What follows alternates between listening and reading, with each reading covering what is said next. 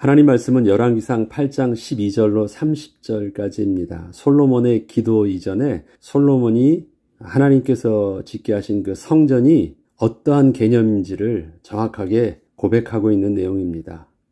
내 이름이 거기 있으리라 하신 곳 이 성전을 향하여 기도할 때라는 제목입니다. 성전 건축에 대한 마음과 소원은 솔로몬의 아버지 다윗 왕 때부터 있었던 일이었습니다. 그렇지만 하나님께서는 그러한 다윗에게 전혀 오해함 없이 알 수 있도록 하나님의 뜻을 정확하게 전달하여 주셨습니다. 아니야, 너 짓지 않아도 돼.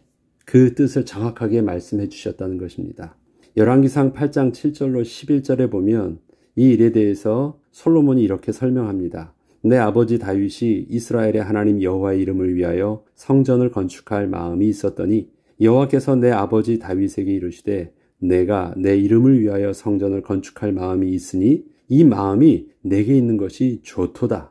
그러나 너는 그 성전을 건축하지 못할 것이요 내 몸에서 낳을 내 아들 그가 내 이름을 위하여 성전을 건축하리라 하시더니 하나님께서는 다윗의 그 마음 중심에 하나님의 영광이 우선되어 있는 것을 분명하게 칭찬을 하셨습니다. 그러나 실제로 성전을 건축하는 것은 다윗이 하지 않고 그 아들을 통하여 진행을 하도록 하셨습니다. 이것은 다윗이 성전 건축에 자격이 없거나 흠이 있어서가 아니었습니다. 다윗을 통하여 이루실 하나님의 계획과 솔로몬을 통하여 이루실 하나님의 계획이 따로 있기 때문이었습니다. 그래서 둘을 비교해서 어떤 비교 우위 속에서 솔로몬이 더 낫고 다윗이 못하다 이런 개념 속에서 성전 건축을 누가 했느냐를 보는 것이 아닙니다. 하나님의 시간표와 하나님의 뜻 속에서 다윗은 그렇게 쓰임받게 하신 거고 솔로몬은 그렇게 쓰임받게 하신 것입니다. 성전 건축이 솔로몬을 통하여 이루어진다면 하나님의 모든 시간표와 맞기에 모든 진행들이 순조롭게 다윗 때보다는 더 잘 이행될 것은 분명한 것이었습니다. 하나님이 그 시간표를 계획하고 계셨기 때문입니다. 이것은 솔로몬에게는 하나님이 주신 지혜가 있어서 다윗보다 더 잘 건축할 수 있어서가 아니라 하나님의 선하신 계획과 그 시간표 속에서 솔로몬이 그렇게 쓰임받았다는 것을 말합니다. 우리에게 있어서 하나님의 시간표가 맞는 삶의 일들이 진행되면요, 참으로 힘들지 않게 모든 것이 진행됩니다. 그거는 내 능력과 나의 수준과 상관없이 하나님의 시간표 속에서 잘 방향과 맞기 때문에 그런 것입니다. 그런데 내가 볼 때 이거는 평상시에 나의 능력과 경험으로 볼 때 이 정도는 쉽게 할 수 있는 일들이라도 그것이 하나님의 시간표와 맞지 않으면 정말 힘들거나 생각지도 못했던 여러 가지 어려움에 봉착되는 수도 있습니다.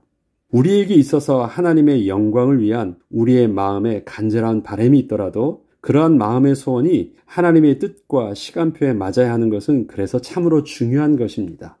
다윗은 비록 성전 건축을 위한 간절한 소원이 있었으나 하나님의 뜻에 순종함으로 성전 건축의 마음만을 가지고 오직 건축에 필요한 모든 준비들만을 잘 해놓을 수 있었고 이에 따라 솔로몬은 평화시대의 이스라엘을 통하여 안정된 모습으로 백성들과 이웃나라의 왕들과 함께 성전을 그렇게 완공할 수 있었던 것입니다. 솔로몬의 시대 때는 전쟁이 없었습니다. 그러니까 백성들도 다 동원할 수 있었죠. 솔로몬의 시대 때는 또 이웃나라의 왕들과도 좋은 관계가 이미 형성돼 있었기 때문에 그런 협조를 받을 수 있었습니다. 그리고 저들도 그 이웃 나라들도 비록 우상 숭배하는 나라였지만 호의를 가지고 자기들의 백성들을 동원해서 또 성전 짓는 것을 직접 도와주기도 했고 자기들 안에 귀한 목재 재료와 석재 재료들도 그렇게 잘 줄 수 있었던 것입니다. 한마디로 말해서 솔로몬이 지혜가 있고 열심이라고 해서 솔로몬이 하면 더 잘 되는 것이 아니라 모두 시대적 상황과 모든 배경들이 이미 성전 건축을 위한 그 준비가 다윗 때랑은 비교할 수 없을 정도로 잘 갖추어진 상황 속에서 솔로몬의 그 지혜가 그렇게 쓰임받았다는 것입니다. 그래서 솔로몬 때 이렇게 성전이 잘 건축될 수 있었습니다. 그래서 단순히 솔로몬과 다윗 그 개인적인 역량이나 어떤 그 도덕적인 신앙적인 비교 우위를 통해서 보기 전에 하나님의 시간표라는 것을 바라볼 때는 사람뿐만 아니라 그 배경들과 모든 상황들을 다 함께 볼 수 있는 것입니다. 솔로몬은 성전을 완공하면서 이러한 내용을 백성들에게 정확하게 알려주었습니다. 내가 잘나서 그러지 않았다라는 것입니다. 그 내용들을 객관적으로 또 여러 내용들이 있지만 그 중에 20절과 21절만 제가 읽겠습니다. 이제 여호와께서 말씀하신 대로 이루시도다. 내가 여호와께서 말씀하신 대로 내 아버지 다윗을 이어서 일어나 이스라엘의 왕위에 앉고 이스라엘의 하나님 여호와의 이름을 위하여 성전을 건축하고 내가 또 그곳에 우리 조상들을 애굽 땅에서 인도하여 내실 때 그들과 세우신 바 여호와의 언약을 넣은 궤를 위하여 한 처소를 설치하였노라. 솔로몬이 지금 이 말 속에서 가장 중요한 것을 어떤 것을 강조하고 있냐면 이 모든 일이 여호와께서 말씀하신 대로 되어진 일들이라는 것입니다. 아버지 다윗을 통해서 하지 않게 하신 일들도 그 다음 후대를 통해서 하게 하실 일들도 하나님의 뜻에 따라서 자신이 왕위에 이른 일들도 다 그것은 하나님의 주권 속에서 이루어진 일들이었고 그 가운데 하나님께서 말씀하셨던 그 계획과 섭리대로 자신이 그렇게 쓰임받아서 성전을 완공할 수 있었다라는 것입니다. 그리고 그 성전에 하나님의 언약궤를 그곳에 두었다라는 것입니다. 그리고 24절에 보면 주께서 주의 종 내 아버지 다윗에게 하신 말씀을 지키사 주의 입으로 말씀하신 것을 손으로 이루심이 오늘과 같으니이다. 입과 손이 누구 것이에요? 의인법을 쓰셨는데 주께서 약속하신 것을 솔로몬이 이루었다라고 표현하고 있지 않습니다. 주의 입으로 말씀하신 것을 당신의 손으로 이루심이 오늘과 같이 되었다라는 것입니다. 그럼 솔로몬도 자기가 앞서서 주도적인 역할을 했지만 자기도 하나님의 도구가 되어서 그렇게 쓰임받았음을 정직하게 고백하고 있는 것입니다.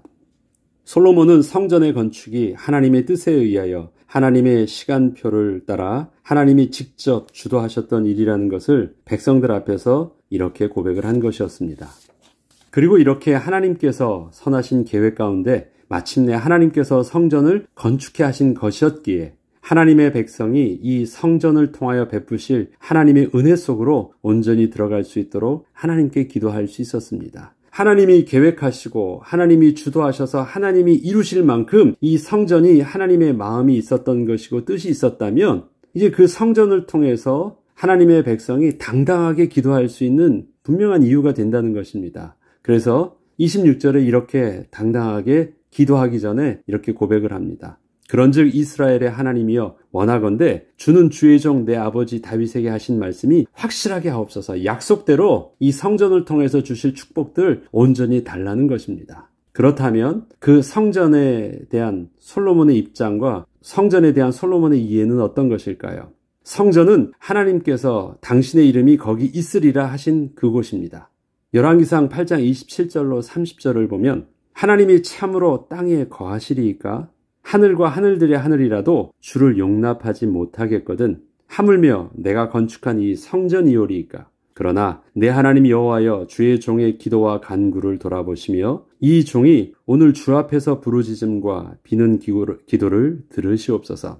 주께서 전에 말씀하시기를 내 이름이 거기 있으리라 하신 곳 이 성전을 향하여 주의 눈이 주야로 보시오며 주의 종이 이곳을 향하여 비는 기도를 들으시옵소서. 솔로몬의 성전은 그 당시 세상에서 가장 좋은 건축 재료들을 가지고 최고의 기능공들을 동하여 완성한 역대급 건축물이었습니다. 신전으로 본다면 어떠한 신전과도 비교할 수 없을 것이었습니다. 그러나 솔로몬은 이렇게 지어진 성전을 세상의 신들의 모신 신전과는 분명히 다른 곳임을 하나님께 고백하였습니다. 만유의 주 되신 하나님께서 이 작은 건물에 제한받아 거하실 수 있는 분이 아니시라는 것입니다. 성전은 하나님을 모신 신전이 아니라 하나님의 약속과 하나님의 이름을 두신 곳이라는 것을 그렇게 분명하게 하였던 것입니다. 당시 세상 사람들은 오해할 수 있었던 일들이 있었죠. 다 우상을 섬기고 있었기 때문에 이 성전을 짓는다는 것은 그들의 개념 속에서는 신전을 짓는 거예요. 다 그곳에 우상신들을 모시는 것이니까. 그러나 그것은 그런 신전이 아니었고 하나님의 이름을 두시려고 약속하셨던 성전입니다. 그리고 우상단지를, 우상 형상을 거기다 모셔놓은 것이 아니라 그곳에 무엇이 있습니까? 지성소를 두어 하나님의 약속을 담은 그 언약궤를 거기에다가 보관해 둔 것입니다. 모셔둔 것이, 언약궤를 모셔둔 것이 아니에요. 언약궤는 설치하였고 그곳에다 보관되어 있는 것입니다. 하나님이 아니시거든요. 그 언약궤 자체가 하나님이 아니시잖아요. 그 우상의 어떤 형상이 아니에요. 그래서 그렇게 보관되어 있습니다. 근본적으로 개념이 다르다라는 것을 솔로몬은 정확하게 알고 있었고 이것을 백성들에게 알려주었고 모든 이웃 나라에서도 그 개념을 정확하게 하였습니다. 21절에 그래서 여호와의 이름을 담아 놓으신 곳이라는 것을 이것을 통해서 정확하게 설명합니다. 내가 또 그곳에 우리 조상들을 애굽 땅에서 인도하여 내실 때 그들과 세우신 바 여호와의 언약을 넣은 궤를 위하여 한 처소를 설치하였다. 바로 그것이 여호와의 이름을 두셨다라는 의미였습니다. 이처럼 내 이름이 거기 있으리라 하신 것은 바로 성전에 하나님의 이름을 걸고 맹세하신 그 언약이 그곳에 있었다는 것이었고 그 하나님의 맹세 언약은 바로 이스라엘 백성을 애굽 땅에서 이끌어내실 때 하나님의 산 호렙산에서 모세를 통하여 주셨던 언약이었습니다. 그 내용이 출애굽기 19장 5절로 6절에는 이렇게 나와 있었죠. 세계가 다 내게 속하였나니 너희가 내 말을 잘 듣고 내 언약을 지키면 너희는 모든 민족 중에서 내 소유가 되겠고 너희가 내게 대하여 제사장 나라가 되며 거룩한 백성이 되리라. 너는 이 말을 이스라엘 자손에게 전할지니라. 한마디로 말해서 너희는 내 백성이 되겠고 나는 너희 하나님이 될지니라. 이것이 하나님의 언약이셨습니다. 우리가 약속의 자녀요 언약의 백성이라고 말을 할 때 그 언약은 무엇입니까? 하나님이 우리에게 복 주시겠다. 물론 그 말씀이 담겨져 있는 내용이지만 정확한 언약의 내용은 나는 너희의 하나님이 될 것이고 너희는 나의 백성이 될 거야. 하나님이 우리의 왕 되시기 때문에 우리가 하나님께 복을 받는 것 당연하겠죠. 그렇지만 정확한 내용은 바로 하나님이 우리의 왕 되시고 우리가 그의 백성 된다는 것. 그 언약의 내용이 우리가 그 관계를 맺고 있기 때문에 그 하나님의 언약의 백성이라면 마땅히 우리가 그 말씀대로 순종해야 될 그 내용들이 십계명을 통해서 드러나 있는 것입니다. 그래서 그 십계명은 하나님의 언약의 백성이기 때문에 마땅히 지켜야 될 하나님의 법이란 사실들 우리가 알게 되는 것입니다. 이 성전을 향하여 주의 눈이 주야로 보시오며 이 표현을 우리가 정확하게 잘 이해해야 합니다. 30절에 보면 주의 종과 주의 백성 이스라엘이 이곳을 향하여 기도할 때 주는 그 간구함을 들으시되 주께서 계신 곳 하늘에서 들으시고 들으사 사하여 주옵소서. 자, 하나님이 성전에 분명히 안 계시죠? 성전을 향하여 하나님이 계신 곳에서 눈을, 시선을, 얼굴을 향하여 돌려달라는 것입니다. 그 성전을 바라봐 달라는 것입니다. 그리고 하나님의 백성도 그 성전을 향하여 바라볼 때 하나님의 시선과 하나님의 백성의 시선이 그때 만날 수 있어요. 그러니까 하나님과 하나님의 백성이 얼굴을 대면할 수 있게 하는 장소가 성전이에요. 하나님을 만나는 장소가 성전이에요. 그런데 재밌는 것은 세상의 우상의 신전과 다르게 하나님이 그곳에 안 계시대요. 그런데 성전을 만들었어요.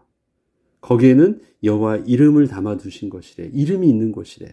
하나님의 이 언약을 보관해 둔 장소입니다. 이름이 있다라는 것, 하나님의 맹세의 언약이 있는 것입니다. 당신의 이름을 걸고 그것에 언약을 담아 놓으셨기 때문에 언약 자체가 바로 하나님의 이름을 담아 놓으셨다라는 것. 내 이름을 걸고 맹세한다가는 맹세 언약이 그곳에 있다라는 의미입니다. 우리가 하나님의 자녀가 되고 하나님의 백성 된 것은 하나님의 언약의 근거에서 이루어진 일이었습니다. 하나님과 하나님의 백성이 서로 끊을 수 없는 관계로 연결될 수 있는 비밀이 바로 하나님의 백성의 언약에 근거하고 있기 때문인데 성전은 바로 하나님이 친히 돌판에 새겨서 하나님의 백성들에게 주셨던 언약이 보관되어 있는 장소였고 바로 하나님의 이름을 두신 장소였기에 성전을 향하여 기도한다는 것은 그곳에 계신 하나님께 기도하는 것이 아닌 절대 변개치 못하실 하나님의 언약을 붙잡고 하나님께 기도하는 것을 말합니다. 이때 하나님도 하나님이 계신 곳에서 당신의 이름을 두셨던 성전을 향하여 그 얼굴을 돌리시고 친히 약속하여 주셨던 그 언약을 기억하사 하나님의 백성의 기도를 들어달라고 하는 것이었습니다. 하나님이 얼굴을 향하시고 우리를 바라보며 귀담아 들으실 수 있고 응답을 주실 수 있는 내용이 어디에 있습니까? 바로 하나님의 이름을 두신 곳, 맹세의 언약을 두신 그곳 성전에 있습니다. 그래서 우리가 성전을 향해 들어갈 때는 하나님의 언약을 기억합니다. 하나님의 약속하신 언약을 붙들고 하나님께 부르짖습니다. 하나님께 나아갑니다. 그러한 고백을 하는 것입니다. 이처럼 성전은 하나님과 하나님의 백성이 하나님의 언약에 의하여 하나님을 만나는 곳입니다. 이러한 성전은 바로 장차 오실 성전의 주인 되신 예수 그리스도를 그래서 온전히 예표하고 있는 것입니다. 우리는 예수 그리스도를 하나님의 약속으로 믿고 구주로 영접함으로 거룩한 하나님의 백성으로 거듭나게 되었습니다. 그리고 하나님의 약속대로 그 예수 이름으로 하나님께 기도할 때 하나님께서 응답하여 주시는 하나님의 약속의 자녀가 된 것입니다. 우리는 예수 그리스도를 통하여 하나님을 만날 수 있었고 하나님을 우리 마음에 모실 수 있게 되었습니다. 영원한 하나님의 언약 되신 예수 그리스도를 우리의 중심에 모심으로 우리로 하나님의 거룩한 성전 되게 하여 주신 것이었습니다. 너희가 하나님의 성전인 것과 하나님의 성령이 너희 안에 거하시는 것을 너희가 알지 못하느냐. 교회는 하나님께서 약속하셨던 구원의 비밀이 예수 그리스도이심을 고백하는 신앙의 고백 위에 세워진 공동체입니다. 그래서 마태복음 16장 너희는 나를 누구라 하느냐라는 예수님의 질문에 베드로는 이렇게 고백을 합니다. 주는 그리스도시요 살아계신 하나님의 아들이십니다. 이 말씀을 들은 예수님께서는 내 말이 참으로 옳다. 너의 그 신앙 고백 위에 이 반석 위에 내 교회를 세우리니 음부의 권세가 이기지 못하리라 말씀하시면서 그 교회의 기초가 바로 예수를 그리스도로 고백하는 신앙의 고백 위에 세워진 것임을 분명하게 예수님께서는 가르쳐 주셨습니다. 그러한 세워진 공동체 위에 그들이 함께 모여 예배하는 곳이 바로 교회의 예배당입니다. 때문에 우리가 함께 모이는 것은 바로 그 장소에서 우리가 함께 예수 그리스도 이름을 부르며 찬양과 감사 그리고 간구의 예배를 함께 드리기 위함인 것입니다. 교회는 우리가 모이는 것은 예배당이라고 하죠. 지난날에 거기에 하나님의 언약궤를 모신 성전의 개념과는 조금 다릅니다. 그냥 예배당입니다. 그렇지만 그 예배당에 우리가 함께 모여서 거룩한 공동체가 되고 또 눈에 보이는 성전과 눈에 보이지 않는 우리가 성전을 이룰 수 있었던 것은 성전에 모형되셨던 예수 그리스도를 우리가 동일하게 하나님의 언약으로 붙잡은 신앙의 고백으로 고백한 그 기초 위에서 우리가 모인 것이고 우리가 또 함께 예배하는 것이기 때문에 솔로몬의 성전과 동일한 영적인 비밀들을 우리는 예배를 통해서 또 함께 모인 신앙의 공동체를 통해서 그렇게 드릴 수 있는 것입니다. 만약에 아무리 함께 봉사를 하고 친교를 나누며 깊은 영적 교제를 나눈다고 해도 예수 그리스도의 이름이 빠진 모임이요 공동체라면 그곳은 진정한 교회가 될 수 없고 신앙의 영적 공동체가 될 수는 없습니다. 하나님께서 솔로몬의 성전을 향하여 시선을 돌릴 수 있는 이유는 어디 있습니까? 그 성전을 솔로몬이 지었기 때문에 이스라엘 백성들이 지었기 때문에 아닙니다. 잘 지었기 때문도 아닙니다. 그곳에 하나님의 이름을 두셨기 때문에 그렇습니다. 그 명확한 그곳에 하나님께서 친히 돌판에 새겨서 이스라엘 백성들에게 주셨던 약속의 말씀, 언약의 두 돌판이 언약궤를 통해서 또 보관되어 있기 때문에 그런 것입니다. 그래서 그곳에 시선을 돌릴 수 있었던 것입니다. 그렇다면 우리의 모임 속에서도 아무리 서로의 모임이 끈끈하고 즐겁고 또 봉사와 여러 가지 보람되고 또 어떠한 영적인 교제와 교훈을 나눈다고 하더라도 정확한 예수 그리스도의 이름과 예수 그리스도의 신앙의 고백이 날마다 우리 속에서 드러나지 않고 회복되어 있지 않고 중심이 되어 있지 않다면 세상 보기에는 좋은 친목의 모임과 좋은 공동체의 모임은 될 수 있을지 몰라도 교회는 될 수 없는 것입니다. 나쁜 모임을 말하는 것이 아니에요. 좋은 모임에 유익한 모임이 될 수 있어요. 그러나 교회는 될 수 없습니다.